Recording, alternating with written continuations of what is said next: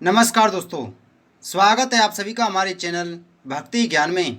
दोस्तों, आज हम आपको ज्येष्ठ मास की एकादशी निर्जला एकादशी की कथा सुना रहे हैं।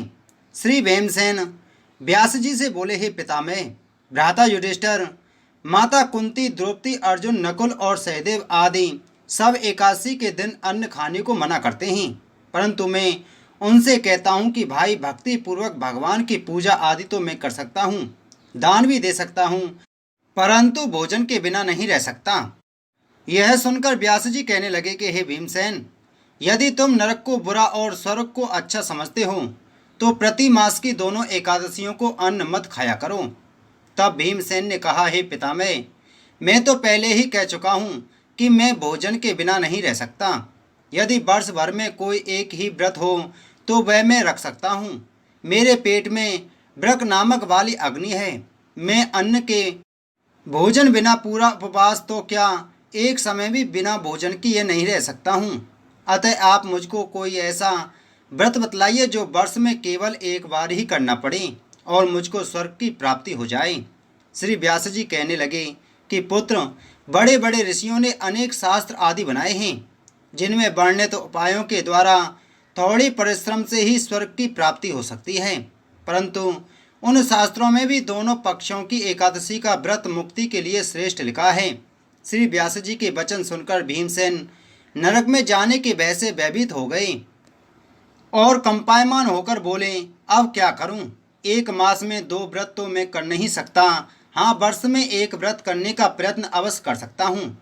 एक दिन व्रत करने से मेरी मुक्ति हो जाए, यदि ऐसा कोई व्रत हो तो कहिए।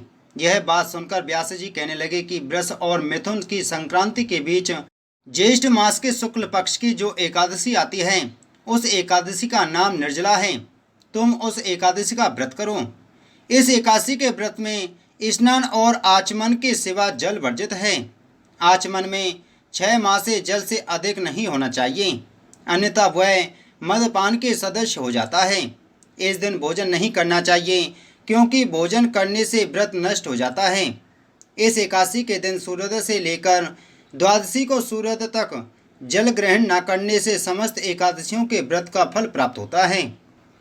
द्वादशी को सूर्योदय से पहले उठकर स्नान आदि करके ब्राह्मणों को दान आदि देना चाहिए। इसके पश्चात भूखे और सत्पात्र ब्राह्मण को भोजन कराकर फिर स्वयं भोजन करना चाहिए। इसका फल 1 वर्ष की संपूर्ण एकादशियों के फल के बराबर होता है।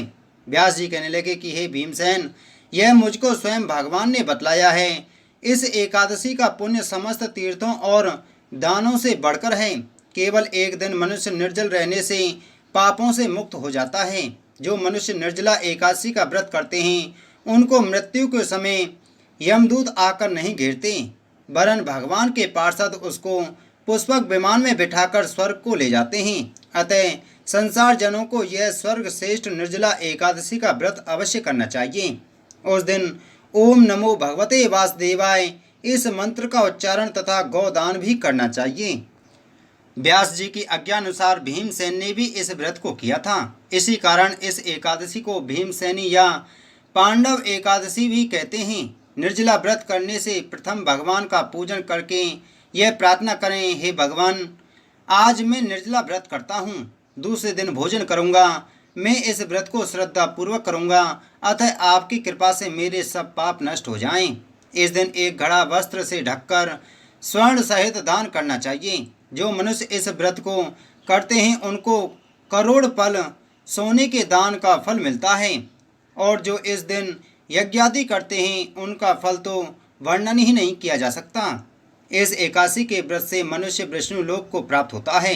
जो मनुष्य इस दिन अन्न खाते हैं, वे चांडाल के समान हैं और अंत में नरक में जाते हैं। ब्रह्म हत्यारे, मदपान करने वाले, चोर तथा गुरु के साथ द्वेष रखने वाले भी इस व्रत के करने से स्वर्ग में जाते हैं।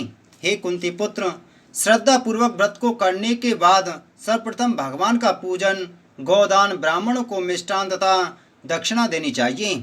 निर्जला के दिन अन्न, वस्त्र, छत्र, उपान, जूती आदि का दान करना श्रेष्ठ है। जो मनुष्य भक्ति पूर्वक इस कथा को पढ़ते व सुनते हैं, उनको स्वर्ग की प्राप्ति होती है। बोलो एकादशी महत्तम की जय। दोस्तों, इसी प्रकार की वीडियो प्राप्त करने के लिए आप हमारे चैनल को सब्सक्राइब जरूर करें। जय श्री कृष्ण।